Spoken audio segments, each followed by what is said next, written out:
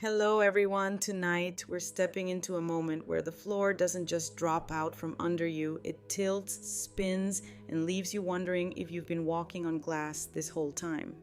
Here's a quick reality check. If you think betrayal always comes from strangers, you might not survive the first paragraph of this story.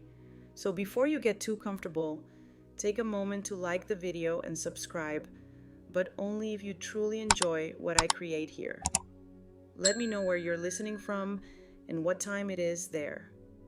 Now turn off the lights, maybe switch on a fan for that soft background hum, and let's begin tonight's journey. It started with a call from the bank, one of those, "We just need to confirm a few details." Conversations that sound harmless until the words suspicious activity and large withdrawal show up in the same sentence. I was standing in my kitchen looking out at the bare maple tree in the yard when I realized they weren't talking about a single withdrawal. They were talking about the whole account. By the time I hung up, my hands were cold. I logged in online hoping there had been some mistake, but the numbers didn't lie. Nearly every dollar in the family accounts was gone. Quirky fact: disbelief is a polite house guest. It always lets shock walk in first. Joke one, and shock never wipes its feet. The transactions led to a joint account under Lucas's name, my only son, and Sienna's. My first thought was fraud, that someone had stolen their identities. My second thought, the one I didn't want, was that they had done this on purpose. Old age wisdom. Sometimes your gut whispers before your brain catches up, and it's a whisper you wish you could unhear. I didn't cry, not yet. The house was too quiet for tears. They would have sounded like a fire alarm. I set the phone down and listened to the refrigerator hum, steady, oblivious, like a metronome for disaster. Old age wisdom: when your mind is sprinting, let your hands do something slow. So I made tea with the deliberation of a lab tech, warming the pot, measuring the leaves, pouring in a thin ribbon. The cup steamed. My thoughts did not. Then I moved. First to the office, really a repurposed guest room with more folders than guests. I slid open the file drawer and did a fingertip inventory: tax returns, insurance policies, the will copies of the deed. The folder labeled banking felt thinner than it had any right to be.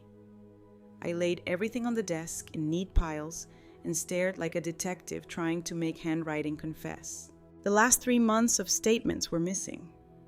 Not misfiled, gone. So were the checkbook stubs I always rubber band together at month's end. A knot formed in my throat I refused to call fear. Quirky fact: thieves who tidy up after themselves are the most insulting kind. They think polish can pass for innocence. Joke one: imagine robbing a house and fluffing the couch pillows on your way out. I opened the drawer where I keep passports and birth certificates. The passports were there. The small cash envelope, my just-in-case money, was not. Not a fortune, but enough to make a getaway practical if you didn't care where you landed. I wrote it down in a fresh spiral notebook, top line in block letters: what's missing, what's moved. Under it, statements, 3MO, stubs, cash envelope, spare debit card. Next, the hall closet, top shelf. I keep the fireproof box there, a squat little vault that squeaks like it's telling on every hand that touches it. The lock turned, the hinge sighed. The deed copy, the jewelry appraisal, the letter from Lucas's father, all present. But tucked behind them, a sticky note in handwriting I knew from party invitations and holiday place cards: Sienna's, a phone number, 2 words: call Marlowe, no context. I took a photo, peeled the note off like it might bite, and stuck it onto my notebook page. Back in the kitchen, I opened the family calendar on the wall, the paper kind with squares you can actually touch. 2 weeks ago, 3 tidy entries in a row: brunch, Pilates, board meeting, were followed by a crooked scrawl, not in my handwriting. Errands with L. The L wasn't me. I pulled my laptop closer and logged into the bank again.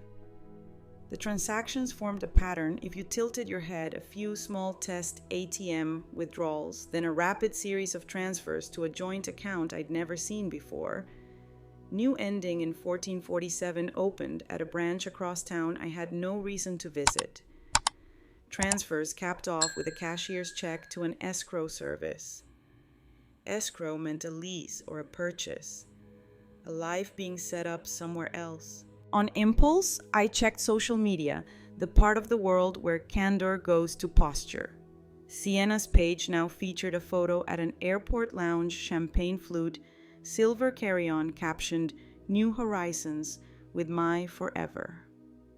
The timestamp matched the last transfer by 20 minutes. They'd run between the bank and a photo op. Joke high, nothing says true love, like a boomerang video of clinking glasses filtered in Valencia. I pushed the laptop away and let the anger settle, heavy, but useful. It sharpened things. What I know went on the left-hand page. What I need on the right. Left money moved. Documents missing. Note. Call Marlowe. Airport photo. Right who, what is Marlowe? Which branch opened? 1447. Escrow to where? Academic debate phrase for the margin forensic financial reconstruction. Fancy words for slow, stubborn truth. I called the bank back, asked for the fraud department, and got a woman named Kendra who sounded like a person who could rebuild a jet engine using only check images and attitude. I explained the withdrawals I hadn't authorized and the new joint account I hadn't known existed. She verified my identity through enough personal trivia to qualify for a memoir. Then she said, I'm flagging the account and initiating a case. We can request branch surveillance for the in-person transactions. I'll also issue you a new account number and debit card. Do you feel safe where you are? Yes, I said. I feel furious. That works, Kendra replied, pragmatic as a stapler. Fury files neatly. She read me the case number, I wrote it down, we set up voice passwords like new locks on old doors. Before we hung up, she said softer, I'm sorry. I still didn't cry. I made another list instead, calls to make insurance, utility companies, auto pays needed repointing the credit bureaus. I placed fraud alerts and froze what could be frozen. The hold music for one of the bureaus played a peppy tune wholly unsuited to identity theft. Quirky fact, some problems insist on a soundtrack. Joke too, if I ever score a crime, it won't be in major key. The house began to darken at the edges, winter arriving early on the walls. I flipped on lamps one by one, like beacons for parts of me I didn't want to lose. I walked from room to room, taking pictures, not because I feared they'd return to steal furniture, but because memory lies under pressure and I wanted a clean ledger of before. In Lucas's old room, his high school trophy leaned slightly a dust shadow where it had always leaned. No note from him. Of course there wasn't. He'd left notes once for Mother's Day for the day he got into his first choice college for the morning. I taught him to make pancakes, scribbled cards full of the enormous young love sons have for mothers. Before the world teaches them to ration it, that boy would not have emptied my accounts. The man had. I set the trophy upright and left it. Back at the desk, I searched Marlowe and our city. Dozens of results. Law firm, restaurant, a boutique realtor specializing in quick closings. I clicked the realtor. Their recently leased page showcased airy loft staged within an inch of loneliness. One listing description used the phrase, Sienna loved effortless luxury. Scrolling there. A tenant initials SM on a lease signed yesterday. I swallowed. Too thin to be proof, too pointed to be nothing. I printed the page. The printer sputtered, and I took it as a sign my life was now a series of mechanical complaints. I unclogged the paper, reloaded the tray, and as I was fiddling my phone, flashed a voicemail icon. Unknown number. I hit play. Static, then a clipped voice. Miss Mercer, this is a courtesy call from Marlowe Realty to confirm tomorrow's key pickup for Unit 4B. If you have any questions, contact us at I thumbed save so hard the phone squeaked. So not tomorrow. Today the drain, tomorrow the door. I wrote a new header, tomorrow's plan. Be at Marlowe Realty with my best calm and a folder. Ask questions like a client. Listen like an auditor. Call the attorney. My friend Patricia is always recommending Richard Kane ask about emergency relief account freezes and whether this thing can be unwound even 1 inch. I added, bring copies, case number, screenshots, the sticky note photo, the realtor printout. Paper has a way of stiffening your spine. Now the crying threatened, pressing at the corners like a storm. I put it to work. I allowed myself 10 minutes, set a timer, sat on the edge of the bed, and let it come quiet, unglamorous, the kind that doesn't beg for witnesses. When the timer trilled, I wiped my face with the sleeve of a sweater that had seen worse and stood up. I texted Patricia. Are you awake? She replied immediately. For you? Yes. I typed and erased 3 explanations before sending Lucas drain the accounts. With Sienna. I've frozen what I can. Tomorrow, I plan to follow the trail. 3 dots. Then I'm coming over in the morning. We'll go together. I made one last circuit, window locks, back door, front. The night had that late November sharpness that makes breath visible, proof of being alive. I turned down the bed, slid the notebook onto the nightstand, and placed a pen on top of it like a promise. The house exhaled as the furnace clicked on. My tea had gone cold, but the ritual had done its work. The panic was organized, now punched with bullet points translated into tasks. I lay in the dark and thought of small, practical things, the taste of tomorrow's coffee, the sound of Patricia's boots on the porch, the way a receptionist says your name when you walk into a place where they expect you. Before sleep, one more line in the notebook. They ran. I'll walk. I'll catch up. Then I capped the pen and let the quiet return, not as an accusation, but as a blanket. Somewhere, an airport lounge closed. Somewhere, escrow ticked. Here, in the precise geography of my bed, I finished not falling apart. Patricia arrived at 8:00 sharp, carrying 2 travel mugs and a small leather folio that looked like it had been through 3 careers. Old age wisdom, the friends you can call before breakfast, are the ones you don't have to explain yourself to twice. She handed me coffee and got right to it. I called Richard Kane on the way over. He can fit us in at 10. But first, Marlowe Realty. We drove downtown, the streets still damp from an early drizzle traffic light enough to feel like the city was taking its time to wake up. Patricia parked half a block away, giving us a clear line of sight to Marlowe's glass front office. We go in casual, she said, like you're confirming a detail, not challenging it. Curiosity doesn't scare people. Confrontation does. Quirky fact, you can walk into most offices with confidence if you carry a folder and a pen. Joke 1, and if you also carry cookies, they might offer you the company's secrets. Inside, the receptionist smiled professionally. How can I help you? Yes, I said, adopting a tone halfway between breezy and businesslike. I'm here to confirm the key pickup for Unit 4B. I just had a few questions before finalizing. She typed something into her computer. Of course. The lease is under Sienna Mercer. Pickup is scheduled for today at 3. Is that still good? My pulse thudded, but I nodded. Perfect. And the unit it's furnished, correct? Yes. Newly renovated. Move-in ready. She slid a brochure across the counter. The photo matched the listing I'd found online.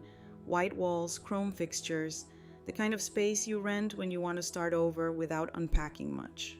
Academic debate phrase. Preliminary asset localization. Knowing where someone's planning to land is half the battle in reclaiming what they took to get there. We thanked her, stepped outside, and Patricia exhaled. Well, that's confirmation straight from the source.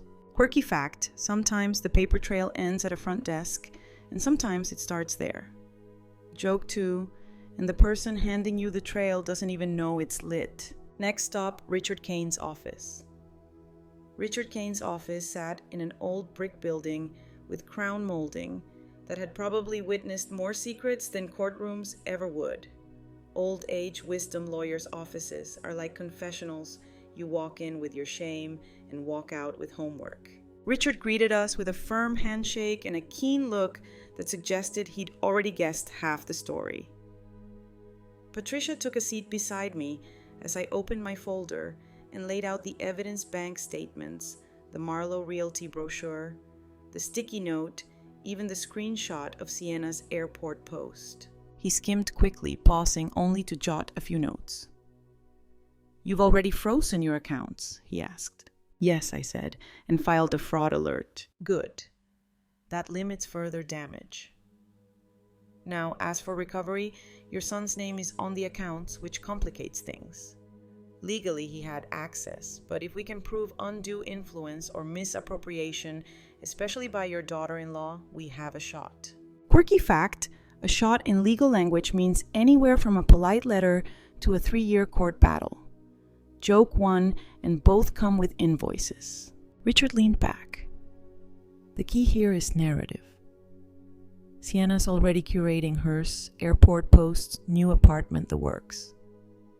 If she paints this as a voluntary gift from you, it muddies the water. We need to show clear intent to deceive and a trail that supports it.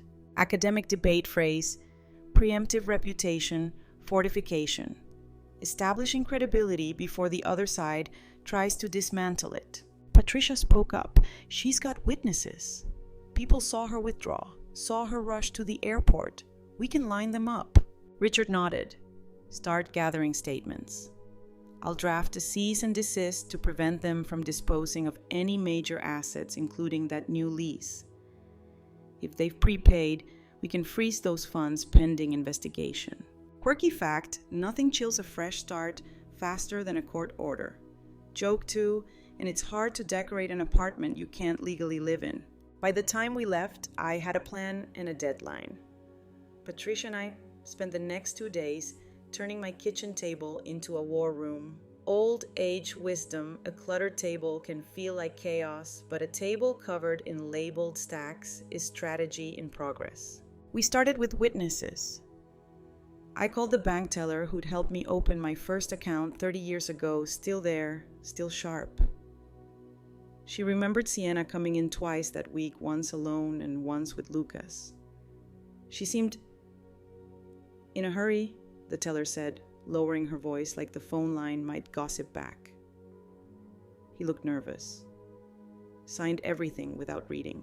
Next was the cousin who'd been at our house the week before the withdrawals. She'd noticed Sienna snooping around the office looking for a pen, which apparently required opening the desk drawers. And then there was the neighbor who'd spotted an unfamiliar car idling outside my driveway the morning after the money vanished. Quirky fact, the more you piece together a timeline, the more the gaps start to look like neon signs. Joke 1, and some people think dimming the lights makes them invisible. Patricia typed up each account, complete with dates and contact info, and slid them into a binder Richard could use. I handled the paper trail printing, cross-referencing, highlighting anything that hinted at planning rather than impulse. The sticky note with Call Marlowe became Exhibit A, taped to a sheet with the lease listing and a map of the unit's location. Academic debate phrase, pattern of premeditation. It's the difference between a bad decision and a calculated move, and courts care about that difference. By the third night, the binder was heavy enough to make a satisfying thud when I set it down. Patricia grinned. If nothing else, it'll bruise their ego when this lands on their lawyer's desk. Quirky fact. Sometimes the weight of your evidence is as much psychological as it is legal. Joke 2 and 3 hole punches are the unsung heroes of revenge. Richard didn't waste time. By Friday morning, he had filed for an emergency injunction to freeze any funds connected to the new lease and to prevent the sale or transfer of assets tied to Lucas and Sienna. Old age wisdom, a well-timed legal filing can slam more doors shut than a storm in a drafty house. Patricia and I sat across from him as he slid a copy of the motion across the desk. "The judge will review it today," he said. "If it's granted, Marlowe Realty will be legally bound to hold those keys until this is sorted." Quirky fact: property managers hate being in the middle of drama. It makes them the unwilling coat rack for other people's mess. Joke 1, and the hooks bend under the weight. Meanwhile, Patricia had activated her own network. 2 calls later, she'd learned Sienna had been telling people I'd gifted them the money so they could make a fresh start. That narrative was already curling around the edges of the truth, ready to stick. Richard tapped his pen. "We counter that now. Evelyn, I want you to reach out carefully to a few trusted people in your circle. Share the facts, not emotion. Facts can be repeated without distortion." Academic debate phrase: controlled narrative seeding. Plant the truth in fertile ground so it can grow faster than the lie. That afternoon, I called 3 friends, people who were both respected and well-connected. I explained calmly what had happened. No accusations, no adjectives, just the sequence of events. By evening, Patricia texted me, "Hearing your version is making the rounds already. People are surprised." Quirky fact: surprise is the first crack in a false story. It lets the light in. Joke 2, and sometimes it lets the whole roof cave. The injunction came through the next morning, signed, sealed, and as effective as a deadbolt on their fresh start. Old age wisdom paper stamped by a court can feel heavier than steel if you're on the wrong side of it. Richard called to confirm. "Keys are frozen. Marlowe can't release the unit without violating the order." Now we wait for their move. We didn't have to wait long. By late afternoon, Lucas called. His voice carried that brittle mix of defensiveness and desperation. "Mom, what are you doing? We needed that place." Sienna's humiliated. Quirky fact: people who put you in a corner often act shocked when you find a door. Joke 1, and they complain about the hinges squeaking. I kept my tone steady. "Lucas, you took money that wasn't yours to take. I've frozen what I can while we sort this legally. If you want to talk, we do it with Richard present." He scoffed. "So you've turned this into a war?" "No," I said, "I'm making sure there's still something left to come back to." Patricia, listening on speaker, scribbled, "He's testing you." Academic debate phrase: boundary enforcement under relational stress. It's the art of holding your ground without burning the bridge you might need later. That evening, Patricia's network fed us a new detail Sienna had been venting online in a private group, calling me vindictive and jealous. She also claimed the money was repayment for years of unpaid debt. We both knew that was a fabrication, but it was proof her version was mutating. Quirky fact: lies breed faster when they're fed attention. Joke 2, and they always overpopulate the smallest cages. Richard's advice was simple. Stay quiet in public. Keep building the case in private. And that's exactly what I plan to do. The next week was a chess game played in whispers. Old age wisdom: most battles aren't won in public. They're settled in quiet rooms where only the clock ticks loud enough to hear. Patricia and I met with Richard to go over the binder again, adding new statements from people who'd seen Sienna's spending spree in the days before the withdrawals. There was the boutique clerk who remembered her buying luggage for a big trip and bragging about moving to a penthouse-style loft. The receipt was dated 2 days before my accounts were emptied. Quirky fact: sometimes the paper trail doesn't just tell the story, it adds timestamps to the confession. Joke 1, and some people autograph their own downfall with a credit card swipe. Richard also had bank security footage. Lucas at the branch looking over his shoulder, signing forms while Sienna leaned in, directing the teller. That still image, time-stamped and clear, went straight into the evidence packet. Academic debate phrase: visual corroboration of transactional misconduct. In simpler terms, pictures that speak louder than their excuses. Meanwhile, Patricia kept an ear to the ground. She learned that Vivian, one of Sienna's closest friends, was starting to question the gift story after hearing my calm, consistent version from multiple sources. Doubt, Patricia said, over coffee is like rust. Once it starts, it spreads quietly. We decided to let that rust work for us. No big confrontations, just steady facts and steady voices. By Friday, Richard was ready to send a settlement proposal return. A portion of the funds voluntarily dropped the lease, and we'd avoid pursuing full legal action. It was bait and protection. If they refused, it strengthened my position. Quirky fact: the best offers are the ones you're fine with them refusing. Joke too, and it's cheaper than therapy when they do. Lucas showed up at my door 3 days later alone. Old age wisdom when someone arrives without the person they've been defending the story's about to change. He looked tired, his shoulders sagging in a way I hadn't seen since he was a boy with a scraped knee. "Can we talk?" he asked. I let him in, set a mug of coffee in front of him, and waited. "It's over," he said finally. "Sienna's gone. She said she didn't sign up for this kind of fight. She took what she could and left." Quirky fact: people who run toward easy money usually sprint away from hard consequences. Joke 1, and they rarely send a postcard. Lucas admitted she'd been the one pushing for the withdrawals, convincing him it was owed to them because of all the help I'd given in the past. "I thought we were starting fresh," he said, voice cracking. Turns out she was just starting over without me. Academic debate phrase: post-manipulation, cognitive realignment. The moment someone realizes they've been used is rarely pretty, but it's often permanent. "I can work with Richard on a repayment plan," he offered. "I know it won't fix everything, but I want to try." I nodded. Trying starts with being honest about what happened and staying honest when it gets uncomfortable. He looked me in the eye. "I can do that." It wasn't forgiveness, not yet. But it was a first step that felt steadier than anything in months. Quirky fact: rebuilding trust is like growing a tree. You plant it now for shade, you may never sit under.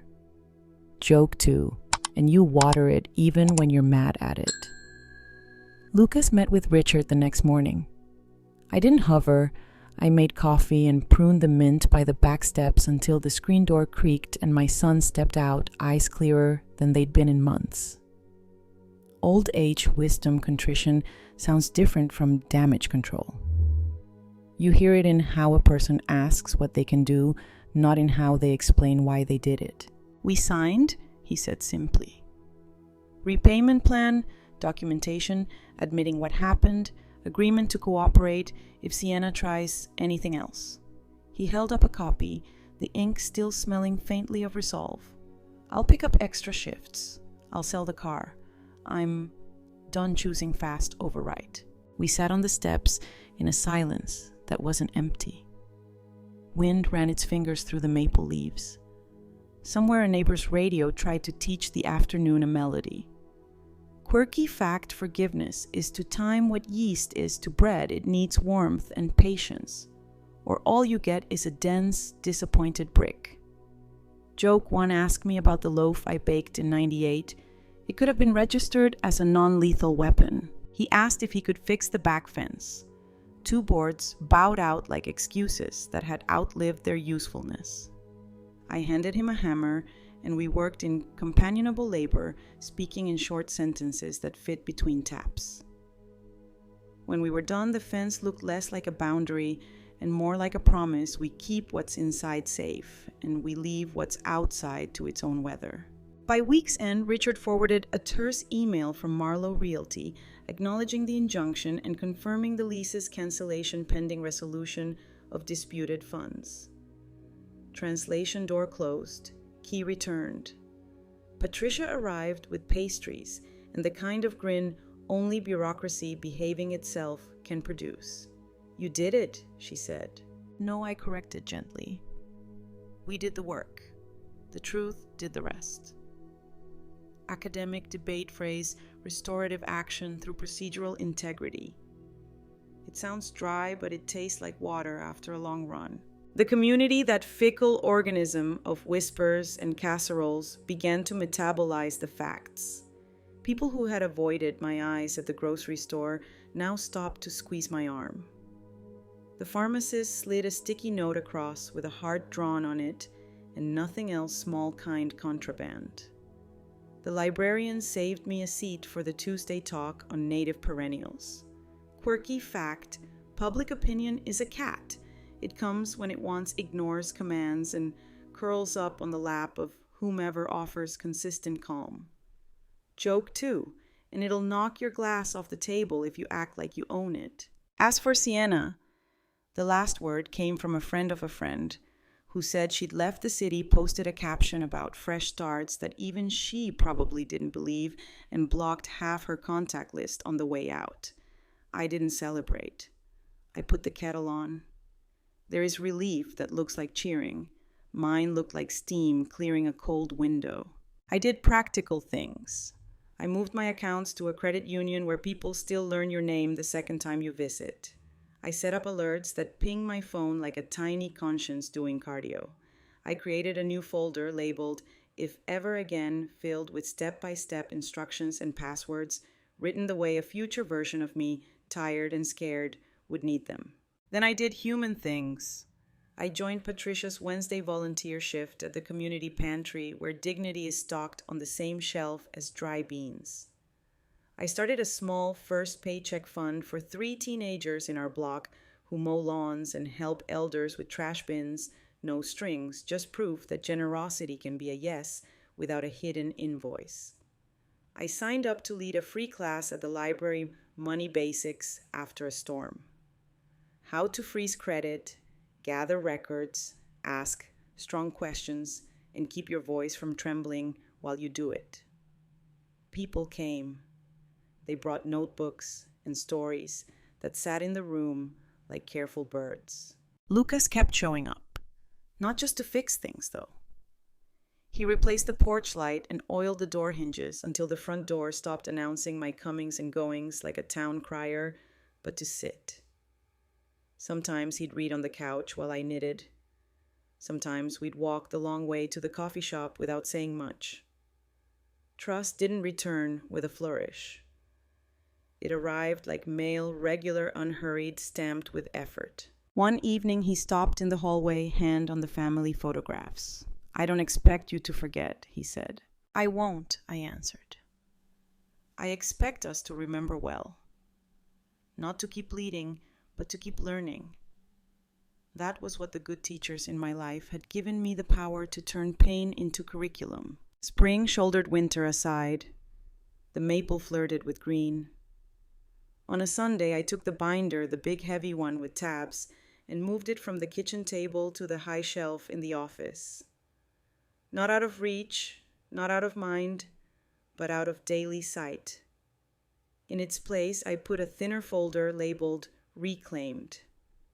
Inside the repayment schedule, a note from Richard closing the injunction with a tidy bow of legalese, a handwritten card from Patricia that read, "Your spine is steel, your heart is velvet, your feet are on the ground." That night, I sat at my desk and wrote the final entry in the spiral notebook that had started as "What's missing, what's moved," new heading, "What's back," the money in motion, the house secured, my voice steady, my son arriving, not excusing me. I closed the notebook and let the room be ordinary again. Lamp glow, clock tick, faint hum from the fridge that now sounds like continuity rather than indifference. The story didn't end with a dramatic reunion or a headline. It ended with the quiet competence of a life reclaimed one adult decision at a time. If you've ever been emptied by someone you love, know this: you can be a bank again, but you don't have to be an ATM. You can hold value without dispensing it to the first swipe of a card you didn't authorize. And you can change the PIN to something only you and your future recognize. I turned off the light, left the door cracked for the cat that doesn't exist, and the metaphors that do, and went to bed with that rarest of luxuries, settling into the bones enough. After discovering her family accounts drained, Evelyn Mercer traces the transfers to a new joint account tied to her son Lucas and his wife Sienna. In shock but methodical, Evelyn inventories missing documents, freezes accounts, and begins a paper trail. A sticky note. Call Marlowe leads her to a realtor confirming a key pickup for a furnished unit, while Sienna's airport-posted fresh start photo provides a time-stamped social narrative. With friend Patricia Langford's help, Evelyn consults attorney Richard Kane. They pursue an emergency injunction that freezes funds associated with the lease and prevents asset transfers. Evelyn quietly seeds the accurate timeline with trusted community members, countering Sienna's gifted money claim. Witness statements and bank footage Lucas signing while Sienna directs establish planning and undue influence. As the injunction blocks the apartment move-in, Lucas calls defensive, then increasingly shaken. Online, Sienna escalates, labeling Evelyn vindictive, but the legal and factual record holds. Evelyn and Patricia compile a heavy binder, receipts, screenshots, statements, and the realtor confirmation. Richard sends a settlement proposal, return funds, cancel lease, avoid escalation, which strengthens Evelyn's position regardless of their response. Sienna ultimately leaves town. Lucas returns alone, acknowledging manipulation and agreeing to a documented repayment plan under Richard's guidance. The court order closes, the lease is canceled, and community perception stabilizes around Evelyn's steady fact-based account. Evelyn rebuilds both practically and personally new accounts at a credit union, alerts a "if ever again" folder of instructions and volunteering at a community pantry. She launches a free library class on financial recovery skills. Lucas rebuilds trust through actions, repairs, presence, and honest follow-through rather than excuses. Evelyn's narrative reframes a devastating betrayal into a measured reclamation. Boundaries enforced without spectacle, truth documented without rancor, and dignity restored through work that is both legal and human. She ends not with vengeance, but with enough money-protected relationships recalibrated, and her voice wholly her own.